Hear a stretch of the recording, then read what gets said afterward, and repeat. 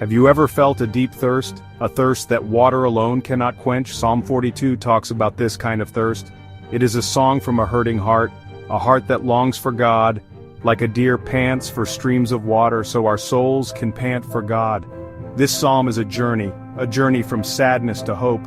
It shows us how to find God in tough times. Imagine a deer in a dry land, searching, longing for cool water. That deer is like our soul. Our soul has a deep need, a need for connection with God. Without God, our spirits feel dry like a parched land waiting for rain. Psalm 42 explores powerful emotions. There is deep longing, a profound sadness. The writer feels far from God, yet even in the darkness there is a flicker, a stubborn refusal to give up hope. It's a raw, honest cry, a cry that many of us understand. It teaches us to be honest with God, to pour out our hearts to Him. Let's explore its comfort together. The writer of Psalm 42 is not in a good place. He feels separated from God. He remembers happier days, times when he felt close to God. He recalls worshiping with others, singing songs of joy in God's house. Now those memories bring a fresh wave of sadness because his present situation is so different. He misses that sweet fellowship. He longs for that closeness once more. His enemies add to his burden. They mock him. They ask, "Where is your God?" These words are like sharp arrows. They pierce his already aching heart. Doubt can feel like an enemy, whispering that God has forgotten us or that he doesn't care. The psalmist faces these taunts, and they make his longing even deeper. He yearns for God to show himself strong. His sorrow is so intense. He says, "My tears have been my food day and night." Imagine that. Tears for breakfast, lunch, and dinner.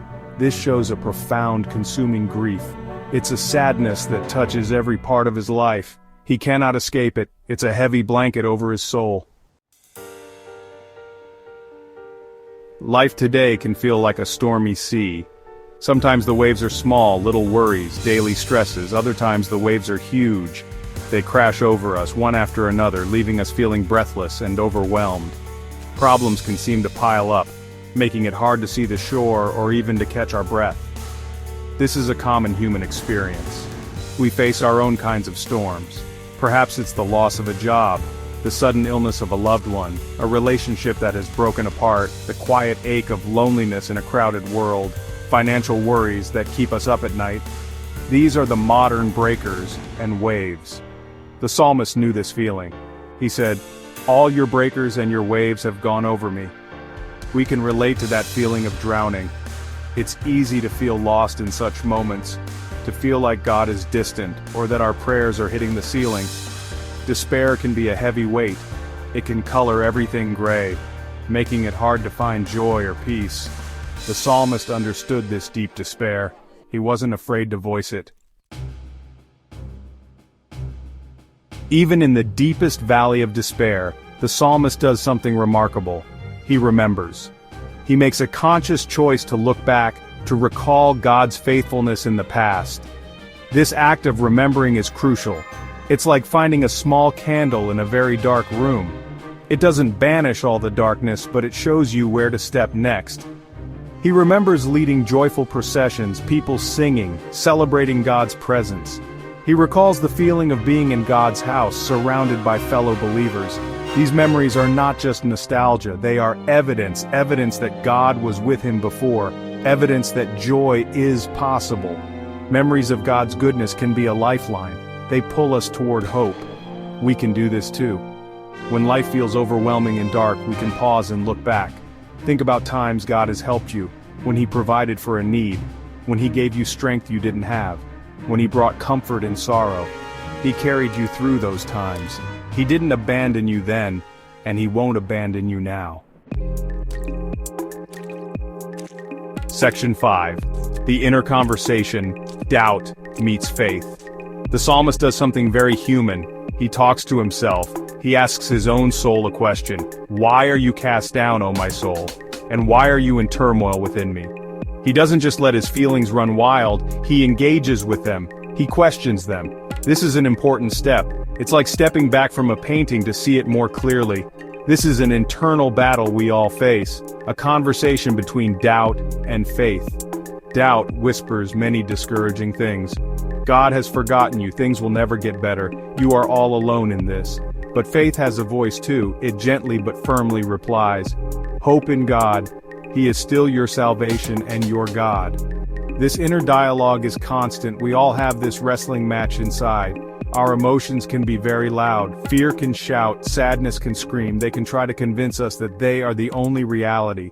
But faith speaks a deeper truth. A truth that is not based on feelings but on the unchanging character of God. Section 6. My own desert journey, a personal story of thirst. I remember a time in my own life. My spirit felt like a parched desert. Prayers seemed to bounce off the ceiling. God felt a million miles away.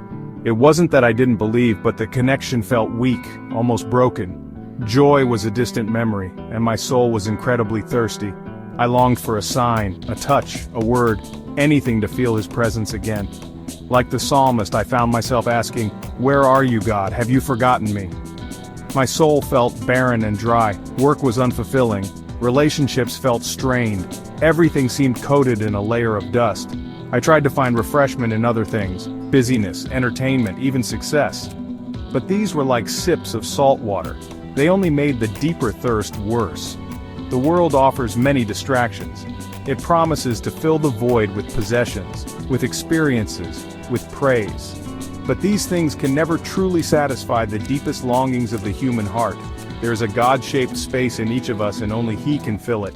I learned this truth in my own desert.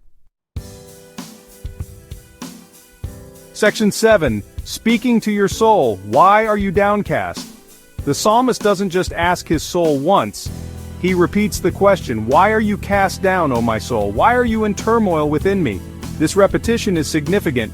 He is not passively accepting his despair. He is actively confronting it. He is challenging his own inner state. He refuses to let sadness have the final word. This is a powerful act of spiritual self-care. He then gives his soul a command, a gentle but firm instruction. Hope in God, for I shall again praise Him, my salvation and my God. He is essentially telling his soul what to do. He is directing its focus, away from the problems and the pain, and towards God, the source of hope. This is not about denying feelings. It's about not being ruled by them. This is an act of will, a conscious choice, a decision to trust God, even when feelings scream the opposite, even when circumstances look bleak. Faith is not always a warm, fuzzy feeling.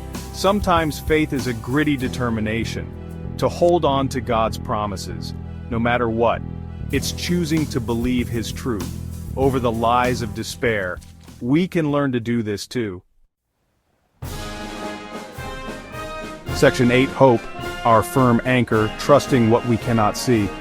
What is this hope the psalmist talks about?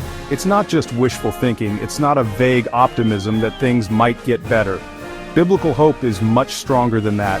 It is a confident expectation, a certainty based on God's character. It is an anchor for the soul, as the book of Hebrews tells us, firm and secure, holding us steady.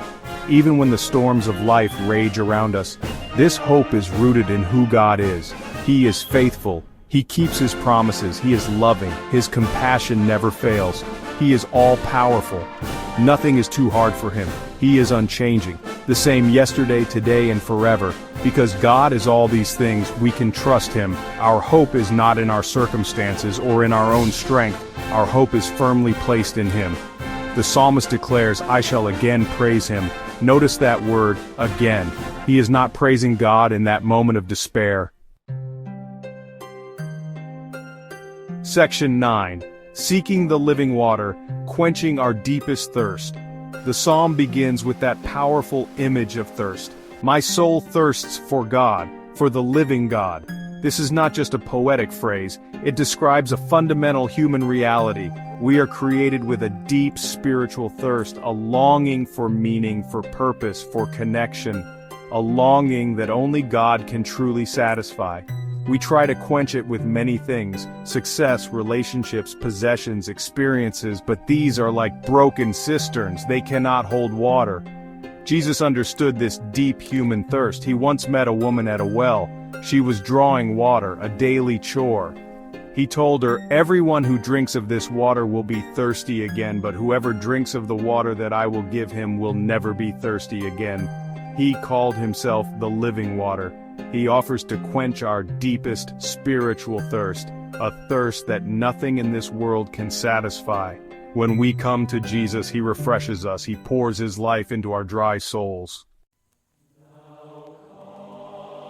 Section 10. A song through the night, the lasting strength of faith. The psalmist, even amidst his sorrow, finds a promise. He says, "By day the Lord commands his steadfast love, and at night his song is with me, a prayer to the God of my life." What a beautiful thought. God's love is a command, a sure thing during the day, and even in the darkness of night, God's song is present, a melody of hope, a whisper of comfort, a reminder that we are not alone. Even in the darkest night of the soul, when despair seems to have won, when God feels impossibly far away, his song can still be heard. It might be a quiet melody, a gentle hum beneath the noise of our fears, but it is there, a song of his enduring presence, a song of his unwavering love, a song that promises morning will come. Faith is what allows us to hear that song. Faith tunes our spiritual ears to listen for God's voice, even when our eyes cannot see him, even when our feelings tell us he is absent. Faith trusts that he is there, working in ways we cannot comprehend, holding us, guiding us, loving us, through every storm, every trial, every long and lonely night. Let Psalm 42 be your companion and guide.